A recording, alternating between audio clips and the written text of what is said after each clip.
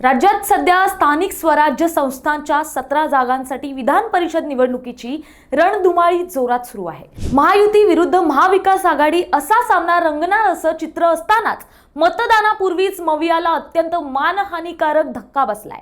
तब्बल 17 पैकी 4 महत्त्वाच्या मतदारसंघांमध्ये महाविकास आघाडीचे उमेदवार निवडणुकीच्या मुख्य प्रक्रियेतूनच बाहेर पडलेत। म्हणजेच मतदानाची पहिली फेरी होण्याआधीच महायुतीनं या निवडणुकीत प्रचंड मोठी आणि अजय आघाडी घेतली आहे।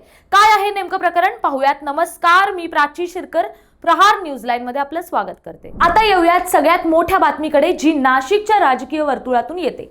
नाशिक विधान परिषद मतदारसंघात महायुतीतर्फे शिवसेना शिंदे गटाचे नरेंद्र दराडे पूर्ण ताकदीने मैदानात आहेत। महाविकास आघाडीच्या जागा वाटपात ही जागा उभाटा म्हणजेच उद्धव ठाकरे गटाला सुटली होती। पण आश्चर्य बघा, उभाटा गटाला मुदतीत कोणालाही उमेदवारी देता आली नाही। होय, तुम्ही बरोबर ऐकलत, महाविकास आघाडीचा नाशिकमध्ये अधिकृत उमेदवारच रिंगणात नाही।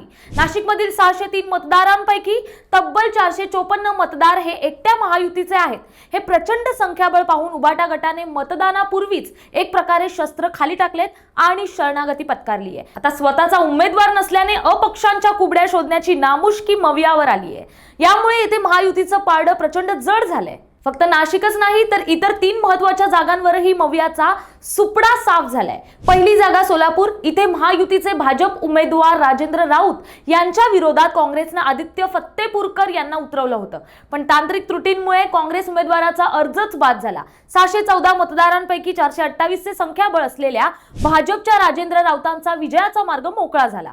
दुसरी जागा यवतमाळ, इथे मवियाचे अधिकृत उमेदवार साहेबराव कांबळे यांनी स्वतःहूनच धावत जाऊन उमेदवारी अर्ज मागे घेतला। निवडणूक जिंकण्यासाठी आवश्यक असणारे मतदारांचे संख्याबळ आमच्याकडे नाही अशी उघड कबुलीच त्यांनी दिली। मवियाकडे 446 पैकी केवळ 131 मतदार होते, त्यामुळे त्यांनी मतदानाआधीच हार मानली। तिसरी जागा अमरावती, इथे भाजपचे माजी राज्यमंत्री प्रवीण पोटे पाटील यांच्या विरोधात अपक्ष बंडखोरी करणारे शिवसेनेचे माजी आमदार विल्पव बजोरिया यांचा अर्ज छाननीत बाद झाला। त्यामुळे पोटे पाटील यांचा मार्ग सुकर झालाय। एकीकडे मवियामध्ये कमालीची अनागोंदी असताना दुसरीकडे महायुतीने मात्र अत्यंत शिस्तबद्ध पद्धतीने आपली बंडखोरी शमवली आहे।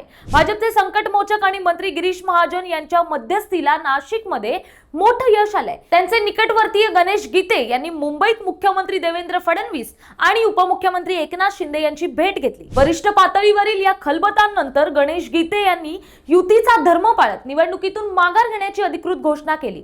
स्वतः गणेश गीते यांनी स्पष्ट केलंय की मुख्यमंत्री देवेंद्रजी शिंदे साहेब आणि गिरीश भाऊंनी मला युतीचा धर्म पाळायला सांगितलंय, त्यामुळे मी माघार घेत आहे। जरी त्यांचे बंधू गोकुळ गीते हे अजूनही अपक्ष लढण्यावर ठाम असले तरी गणेश गीते आता स्वतः आपल्या भावाची समजूत काढण्यासाठी मैदानात उतरले आहेत। महायुतीचे नेते कोणत्याही परिस्थितीत ही बंडखोरी पूर्णपणे मोडीत काढतील असा विश्वास सूत्रांनी व्यक्त केलाय। एकंदरीत काय तर 24 मे रोजी अधिसूचना निघालेल्या या निवडणुकीत आज 4 जून रोजी अर्ज माघारी घेण्याची अंतिम मुदत आहे। 18 जूनला मतदान आणि 22 जूनला मतमोजणी होणार असली तरी नाशिकसह 4 महत्त्वाच्या जागांवर महायुतीने मतदानापूर्वीच मॅच जिंकली आहे। मवियाची झालेली वाताहत आणि नाशिकमध्ये उभाटा गटाने पत्करलेली शरणागती यामुळे विधान परिषद निवडणुकीत महायुतीचाच झेंडा फडकणार हे आता स्पष्ट झालंय। तुम्हाला काय वाटतं याबद्दल आम्हाला कमेंट्स करून नक्की कळवा आणि अशाच राजकीय विश्लेषणासाठी पाहत रहा प्रहार न्यूज लाईन।